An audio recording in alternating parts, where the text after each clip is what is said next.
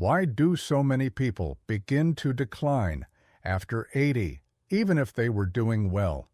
Just a few years before, have you ever noticed that many older adults, sharp, independent, and full of life, suddenly begin to fade after hitting 80? It seems like a switch flip, but why? Most people believe it's all down to genetics or luck, but that's only part of the story. In this video, we're going to uncover 5 surprising and rarely discussed reasons why many people struggle to stay healthy or live longer after 80. And no, these aren't the usual suspects like diet, smoking, or lack of exercise. These reasons are more subtle, yet incredibly powerful. Here's the good news. Once you understand these hidden factors, you can start to take action, either for yourself or your loved ones. So if you're curious about what really affects longevity after 80 and how to protect your future while there's still time, stay with me till the end. What you're about to learn might just change how you age before it's too late. Let's begin. Reason 1, the loss of micro-social moments. One of the first and most underestimated causes of decline is something called micro-social engagement. These aren't your deep friendships or big family gatherings. Those are still important, of course, but this is about the tiny everyday interactions most of us never even think about, like casually greeting the mailman, sharing a smile with the cashier, exchanging a few words with a neighbor walking their dog. These moments may seem small, but they play a big role. They help regulate your nervous system, boost your mood, keep your social instincts alive, and give your brain little sparks of connection throughout the day. But here's the problem. After 80, many older adults naturally start to lose these daily interactions. Maybe they stop going out as often. Maybe they let others do the shopping. Or maybe they can't hear as well and begin to avoid conversations altogether. Bit by bit, those simple exchanges disappear, taking with them a powerful source of emotional and neurological nourishment. Sometimes it starts because the weather gets a little colder, or maybe your knees don't feel as steady as they used to. And just like that, the little daily interactions begin to slip away. But here's the deeper truth. When those micro-social moments fade, something else fades too. Vitality. Most people don't even notice it happening. They think, I'm just simplifying life. But in reality, they're slowly removing the everyday connections that keep the brain alert, the mood uplifted, and the body feeling like it still belongs in the world. It doesn't take much to keep that spark alive.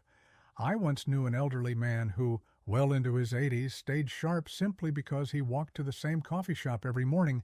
He greeted the same barista, nodded at the same 3 people on the corner. It was a 5-minute routine, but that 5 minutes was his lifeline. That daily rhythm made him feel seen. It gave structure to his day, held him accountable, and reminded him that he was still part of a community. And when that kind of connection disappears, the brain notices. Loneliness, whether loud or quiet, triggers stress. It alters hormone levels, raises inflammation, weakens the immune system. Worse, it begins to shrink the brain's networks for memory, attention, and emotional balance. In plain words, it accelerates aging. So, if you've found yourself withdrawing from everyday chats, if you've stopped running those little errands, if you're talking to fewer people or feeling invisible in your own neighborhood, it's time to gently reverse that.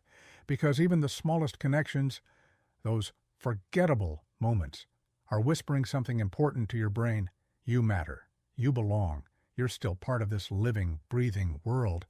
And that message may be the most powerful medicine of all for your years and for your spirit. Another subtle trap many people fall into after 80 is one that masquerades as wisdom, being careful. Now, of course, caution has its place, but there's a fine line between protecting yourself and shrinking your life. And when you cross that line, when caution turns into avoidance, the impact isn't obvious at first, but over time the cost adds up. Often it begins with the best of intentions. Reason 2, when being careful turns into being inactive. Maybe you had a scare, slipped on the stairs, lost your balance on the sidewalk. So you make a small decision, stop walking outside. then another. Stop reaching for low shelves. Avoid climbing into the back seat. You start sitting more and staying seated longer. The people around you say, "You're being smart. Don't push yourself. Take it easy." It sounds like good advice, and it often is. But here's the hidden danger. A life that's too safe can quietly become still. And when movement fades away, so does strength. This isn't just about your muscles. Your coordination, balance, even your body's inner confidence all begin to fade. Your body isn't like a machine that gets stronger by resting. It's more like a garden. It thrives with care and gentle use. And when you stop moving, it doesn't pause. It slowly declines. One of the first places this shows up is in your core, those deep abdominal and back muscles that support everything you do. Standing up, walking steadily, lifting even light things, getting out of a chair. If these muscles go unused, even for just a few weeks, they start to shrink. And as they shrink, your balance starts to suffer. Your steps feel unsure. And a downward cycle begins. I remember a man named Walter, 82. He used to walk a mile every evening until one rainy day he slipped. He didn't break anything, but it shook him. He stopped going out, swapped his evening walks for long evenings in front of the TV. 6 months later, he had lost nearly 10 pounds of muscle. His legs felt weak. His doctor warned him, but by then the damage had started. Here's the thing. Walter didn't stop because he was weak. He became weak because he stopped. Now, this doesn't mean ignoring real risks. Be smart. Use handrails. Wear stable shoes. Keep your walkways clear. Even use a cane if it helps you feel safer. But there's a difference between managing risk and being ruled by fear. When fear starts deciding how you move, your body begins to forget how to move at all. So ask yourself, am I protecting myself or am I slowly disappearing? Because thriving after 80 isn't just about avoiding falls, it's about continuing to move, even if it's slower, gentler, or more deliberate. Movement is how your body remembers that it's still needed. It's how your brain stays awake, your systems stay active, and your heart keeps beating, not just with blood, but with purpose. If this message resonates with you, comment number 2 below to let me know you're here. And if you haven't subscribed yet, now's a good time so you don't miss any of our videos. Your support helps us keep creating powerful content to inform and inspire. Reason 3, disrupted sleep cycles from poor light exposure. Inside every one of us is a silent clock. It doesn't tick and you can't hear it, but it controls almost everything: your mood, your metabolism, your immune system, even how your brain heals and repairs itself at night. This internal clock is called your circadian rhythm, and after age 80, it becomes especially sensitive. One of the biggest reasons it falls out of sync: too little natural light during the day and too much artificial light at night. At first, the changes are subtle. Maybe you've started dozing off more in the afternoons. Maybe you go outside less, especially when the weather's cold. Maybe your evenings are spent under bright lights, watching TV or reading with a lamp on. None of this seems like a big deal, but over time, it quietly confuses your body. It forgets when it's supposed to be awake and when it should rest. Your body needs natural daylight, especially in the morning. Bright light early in the day tells your brain, wake up, move, focus. It's time to be alive. And just as importantly, it needs darkness at night to produce melatonin, that gentle hormone that signals it's time to rest, repair, and sleep deeply. But if you're not getting enough sunlight, and your evenings are filled with glowing screens or overhead lights, your body's signals get scrambled. The results? You might have trouble falling asleep, or find yourself waking up throughout the night. You might feel tired, even after a full night in bed.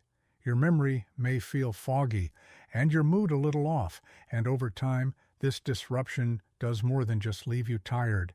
It starts to wear down your immune system, affect your emotional balance, and even increase the risk of memory loss or cognitive decline. There's also another factor at play: vitamin D. Your body naturally produces it from sunlight, and without enough, your bones, muscles, and even your brain can suffer. Reason 3, disrupted sleep cycles from poor light exposure. As we've discussed, your body runs on a clock, your circadian rhythm, which helps you stay alert during the day and sleep deeply at night. And after age 80, this clock becomes especially delicate. One of the biggest disruptions? Too little daylight, too much artificial light. But there's another hidden factor many people forget: vitamin D. As you age, your skin becomes less efficient at turning sunlight into vitamin D. That means you actually need more sunlight, not less, to maintain healthy levels. And without it, your bones, muscles, mood, and immune system can all begin to suffer. I remember speaking with a woman named Helen. She was 84 and had been feeling unusually tired, foggy, and low in spirits. Her tests came back normal. Her diet was fine. No new medications. Then her doctor gave her a simple suggestion.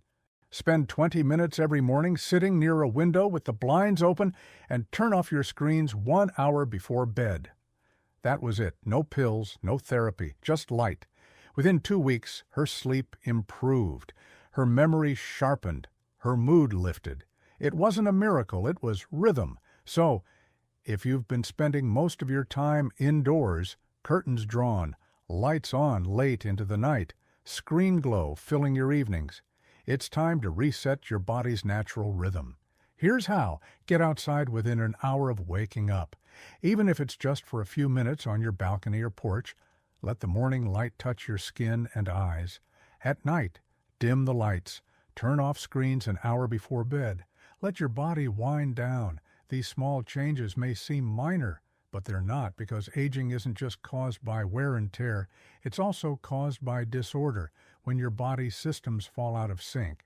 Bringing back those light cues, sleep cycles, and gentle routines is how you remind your body, we're still here, we're still in motion, we're still on schedule. Reason 4, emotional suppression from loss and isolation. By the time many people reach their 80s, they've experienced more loss than most younger people can imagine.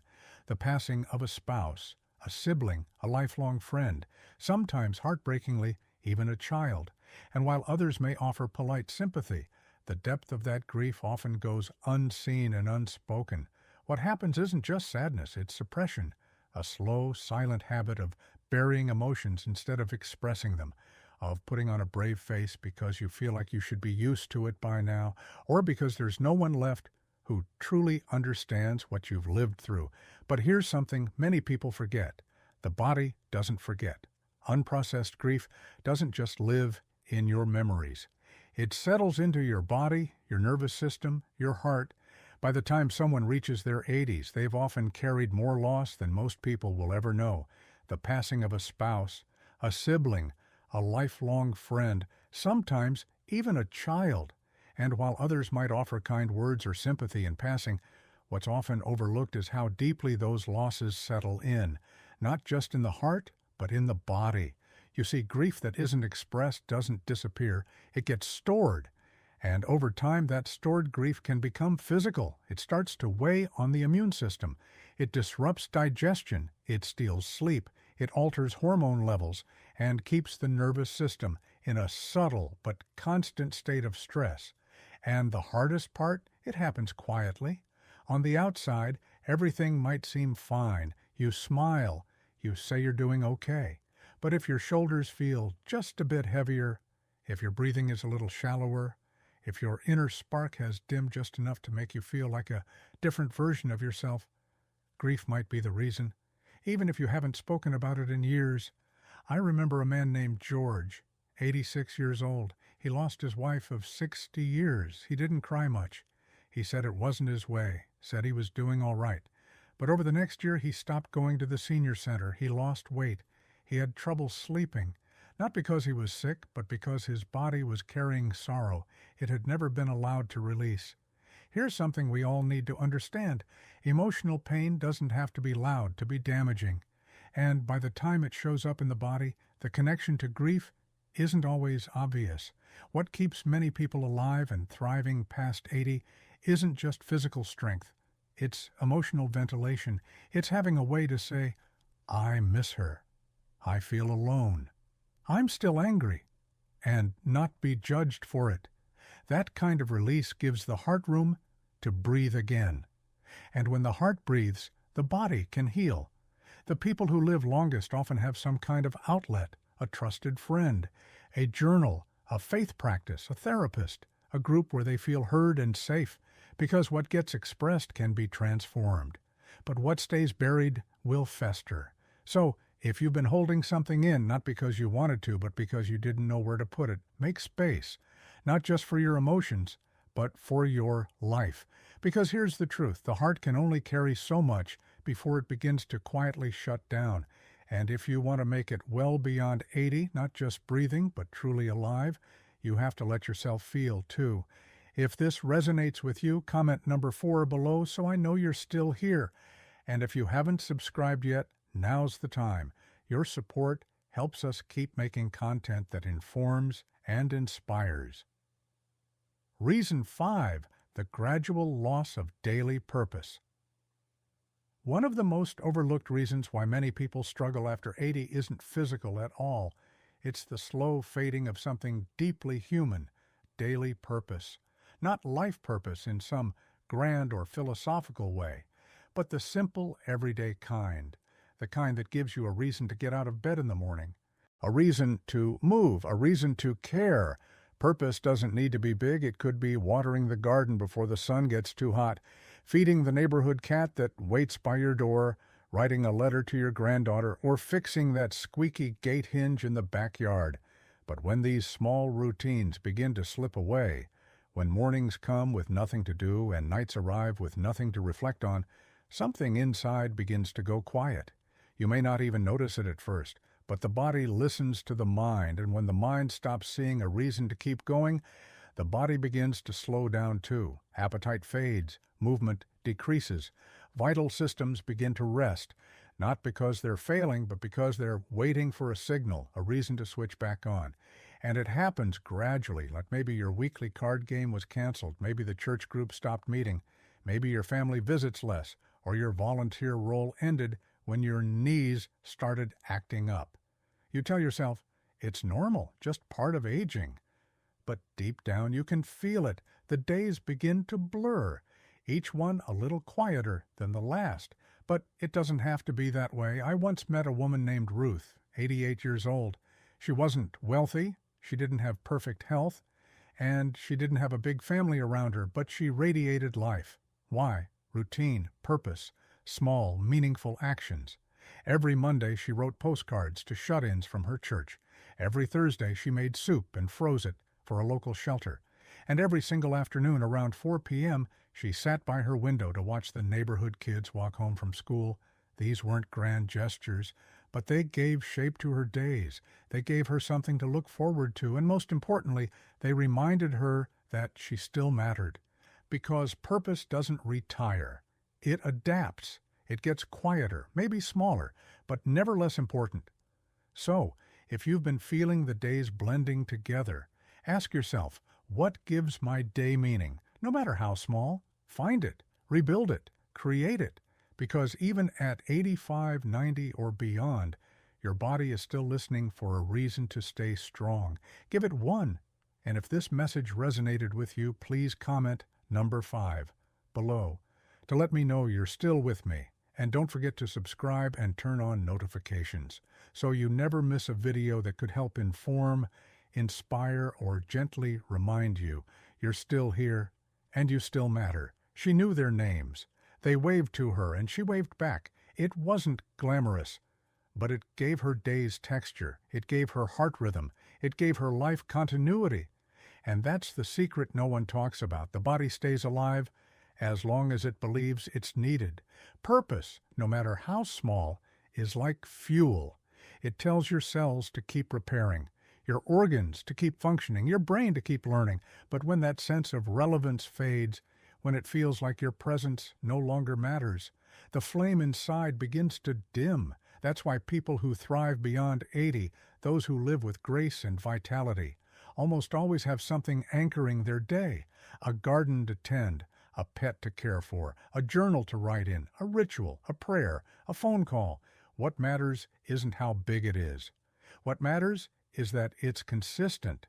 It's the quiet knowing that when you open your eyes in the morning, there's a reason to rise. So, if you've been feeling a little lost, like your days have lost their shape or meaning, don't ignore that feeling. That's not just sadness, it's a signal. Your body is asking for rhythm again, for structure, for connection, for purpose. Because in the end, longevity isn't just about having a heartbeat. It's about having a heart that still wants to beat. That gentle desire to keep going, to stay connected, to know you still matter. That is what carries people not just past 80, but into lives that still feel full. As we come to the end of this video, I want to leave you with something simple but powerful. Aging isn't just about time passing. It's about how you spend that time, and more importantly, how deeply you stay connected to life, to others, and to yourself. These 5 reasons we've explored today are rarely talked about. But once you're aware of them, you have the power to shift things gently, gradually, and meaningfully. Keep reaching out. Keep moving, even if slowly. Let light into your days. Let your heart feel what it needs to feel. And give your life small but steady purpose, because you're still here. And that means something, not just to the people around you, but to the world. If this video spoke to you, please comment "I'm still here" below. Subscribe and turn on notifications so you never miss another video that uplifts, informs, and reminds you just how much life is left to live. We're honored to walk this journey with you. Until next time, stay strong, stay connected, and stay alive in every way that matters. A quiet but powerful truth. Most people don't begin to fade after 80 because of one big moment. It's not a diagnosis or a fall or even a birthday that changes everything. It's quieter than that. It's the slow erosion of habits, the fading of daily rhythms, the loss of small reasons to stay engaged. And it happens so gradually, so subtly, that you often don't notice until something inside feels dimmer than it used to. But here's the beautiful part. Just as these changes happen slowly, they can also be reversed slowly. One walk outside, one real conversation at the grocery store, one small stretch in the morning, one moment of purpose. Not because you have to, but because it makes you feel alive. That's how the turning begins. So, think back on the 5 unexpected reasons we covered today. Which one surprised you the most? Which one felt a little too familiar? And more importantly, which one are you willing to act on, even in the smallest way, starting today? Because the truth is, you have more power than you think. Not to stop aging, but to change how you age. And if you're willing to stay awake to the quiet shifts, if you're willing to guard your rhythms, protect your purpose, and let your emotions have space to breathe, then there's a good chance you won't just reach 80. You'll live beyond it, fully, deeply, on your terms. Thank you for being here. We're so grateful you joined us today. Before you go, we'd love to hear from you. What's one thing you learned from this video, and how do you plan to use it in your life? Drop your answer in the comments below. Your voice matters here, and reading your stories inspires us more than you know. If you found this video meaningful, please like it, subscribe, and turn on the bell. Share it with someone who might need it. Your support helps us keep creating powerful, thoughtful content that informs and uplifts. Thanks for watching. We look forward to seeing you in the next video. And until then, stay strong, stay present, and remember, you still matter.